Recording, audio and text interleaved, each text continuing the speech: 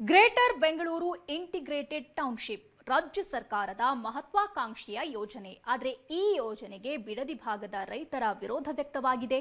ಇದರ ನಡುವೆಯೂ ಇವತ್ತು ಡಿಸಿ ಭೂಸ್ವಾಧೀನ ವಿಷಯವಾಗಿ ಸಭೆ ನಡೆಸಲು ಮುಂದಾಗಿದ್ರು. ಇದರಿಂದಾಗಿ ಭಾರೀ ಹೈಡ್ರಾಮವೇ ನಡೆದೋಗಿದೆ.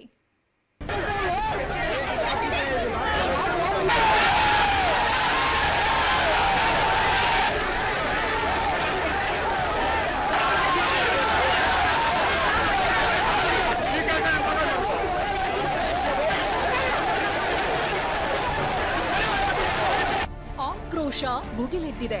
ಹೋರಾಟದ ಕಿಚ್ಚು ಹೈವೇಯಲ್ಲಿ ಧಗಧಗಿಸ್ತಿದೆ. ಪೊಲೀಸರು ಹಾಕಿದ ಬ್ಯಾರಿಕೇಡ್ ಕಿತ್ತೆಸರು ನುಗ್ಗಿದ್ರು. ಖಾಕಿ ಜೊತೆಗೂ ಬುಸುಗುಟ್ಟಿದ್ರು. ನೂಕಾಟ ತಳ್ಳಾಟ ಒಂದ್ ಕಡೆಯಾದ್ರೆ ಮತ್ತೊಂದ್ ಕಡೆ ಡಿಸಿ ಸಭೆಗೆ ಕೆಲವರು ಮುತ್ತಿಗೆ ಹಾಕಿದ್ದಾರೆ. ಜಿಬಿಐಟಿ ಯೋಜನೆಗೆ ಅನ್ನದಾತರ ತೀವ್ರ ವಿರೋಧ. ಭೂಮಿಯ ದರ ನಿಗದಿ ವಿರುದ್ಧ ರೈತರ ಆಕ್ರೋಶ. ಜಿಲ್ಲಾಧಿಕಾರಿ ಕಚೇರಿ ಮುಂಭಾಗ ಭಾರೀ high drama. Greater Bengaluru integrated township ರಾಜ್ಯ ಸರ್ಕಾರದ ಮಹತ್ವಾಕಾಂಕ್ಷಿ ಯೋಜನೆ. ಬೆಂಗಳೂರು ದಕ್ಷಿಣ ಜಿಲ್ಲೆ ಬಿಡದಿ ಸಮೀಪ 20,000 ಕೋಟಿ ವೆಚ್ಚದಲ್ಲಿ 9,000 ಎಕರೆ ಪ್ರದೇಶದಲ್ಲಿ ಟೌನ್ಶಿಪ್ ಯೋಜನೆಯನ್ನ ಸರ್ಕಾರ ಕೈಗೊಂಡಿದೆ. ಆದರೆ ಈ ಯೋಜನೆಗೆ ರೈತರು ವಿರೋಧ ವ್ಯಕ್ತಪಡಿಸಿದ್ದಾರೆ. ಭೂಮಿಗೆ ದರ ನಿಗದಿ ವಿಷಯವಾಗಿ ಇಂದು ಡಿಸಿ ಕರೆದಿದ್ದ ಸಭೆ ವಿರುದ್ಧ ಆಕ್ರೋಶ ಸ್ಫೋಟವಾಗಿದೆ.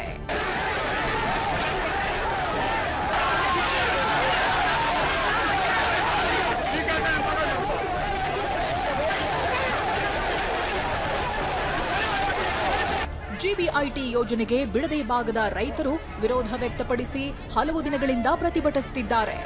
ಇದರ ಮಧ್ಯೆಯೂ ಇಂದು ಭೂಸ್ವಾಧೀನ ಪಡಿಸಿಕೊಳ್ಳುವ ಜಮೀನುಗಳಿಗೆ ದರ ನಿಗದಿ ಮಾಡಲು ಜಿಲ್ಲಾಡಳಿತ ಸಭೆ ಆಯೋಜಿಸಿತ್ತು. ಸಭೆಯಲ್ಲಿ ಆಯ್ದ ರೈತರಿಗೆ ಮಾತ್ರ ಆಹ್ವಾನ ಇತ್ತು. ಯೋಜನೆ ಪರವಾಗಿರೋ ರೈತರಿಗೆ ಮಾತ್ರ ಅವಕಾಶ ನೀಡಿದ್ದಾರೆ ಅನ್ನೋದು ರೈತರ ಆಕ್ರೋಶಕ್ಕೆ ಕಾರಣವಾಯಿತು. ನಮಗೆ ಮೀಟಿಂಗ್ಗೆ ಅಂತ ಹೇಳಿ ರೈತರನ್ನೆಲ್ಲ ಕರೆದಿದ್ರು. 1:30ವರೆಗೂ ಒಳಕ್ಕೆ ಯಾರನ್ನು ಕರ್ಕೊಳ್ಳೇ ಇಲ್ಲ. ಕೇಳಿದ್ರೆ 30 ಜನ ಬರ್ರಿ ಅಂತ ರೈತರಿಗೆ ಹೇಳ್ತಾ ಇದ್ರು. 30 ಜನ ಕುಂಡ್ರಿಸ್ಕೊಂಡು ರೈತರು ಮೀಟಿಂಗ್ ಮಾಡೋದಾದ್ರೆ ಏನು ಪ್ರಯೋಜನ ಇದೆ? ಸಾಮೂಹಿಕವಾಗಿ ಎಲ್ಲ ರೈತರುಗಳನ್ನು ಕರೆದು ನೀವು ಮೀಟಿಂಗ್ ಮಾಡಿ ಅಂತ ನಾವು ಇವರು SP ಅವರು DYSP ಅವರ ಕೈಲೆಲ್ಲ ಹೇಳಿ ಕಳಿಸಿದ್ವಿ. ಬಿಡದಿ ಭಾಗದ ಹಲವು ಗ್ರಾಮದ ರೈತರು ಸಭೆಗೆ ಬರುವುದಕ್ಕೆ ಯತ್ನಿಸಿದ್ರು. ಡಿಸಿ ಕಚೇರಿ ಬಳಿ ಭಾರೀ ಬಂದೋಬಸ್ತ್ ಕಲ್ಪಿಸಿ ಆಯ್ದ ರೈತರ ಜೊತೆ ಸಭೆ ಮುಂದುವರೆಸಿದ್ರು. ಇದರಿಂದ ರೊಚ್ಚಿಗೆದ್ದ ರೈತರು ಕಚೇರಿ ಮುಂಭಾಗದ ಹಳೆ ಬೆಂಗಳೂರು ಮೈಸೂರು ಹೆದ್ದಾರಿ ತಡೆದು ಪ್ರತಿಭಟಿಸಿದ್ರು. ಇಷ್ಟಾದ್ರೂ ಸಭೆ ನಡೀತಾನೆ ಇತ್ತು. ಬಳಿಕ ಡಿಸಿ ಕಚೇರಿಗೆ ನುಗ್ಗಲು ಯತ್ನಿಸಿದ್ರು. ಬ್ಯಾರಿಕೇಡ್ಗಳನ್ನ ಕಿತ್ತೆಸೆದ್ರು.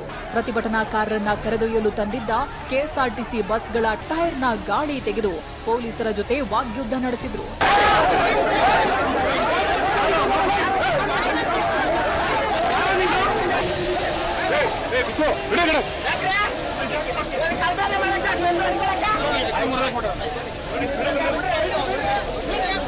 ಪರಿಸ್ಥಿತಿ ಕೈಮೀರುತ್ತಿದ್ದಂತೆ ಕೆಲ ರೈತ ಮುಖಂಡರು ಹಾಗೂ ರಾಜಕೀಯ ಮುಖಂಡರಿಗೂ ಸಭೆಗೆ ಬರಲು ಡಿಸಿ ಅವಕಾಶ ಕೊಟ್ಟರು.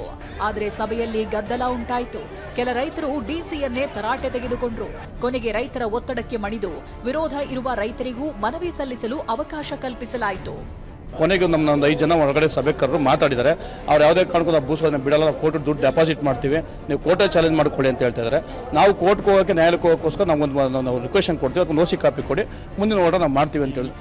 ರೈತರ ಭೂಮಿಗೆ ಚಿನ್ನದ ಬೆಲೆ ಬರುತ್ತೆ ಅಂತ ಹೇಳಿ ಯೋಜನೆ ತಂದಿದ್ದ ಡಿಸಿಎಂ ಡಿಕೆ ಶಿವಕುಮಾರ್ಗೆ ರೈತರ ವಿರೋಧ ನುಂಗಲಾಗದ ತುತ್ತಾಗಿದೆ.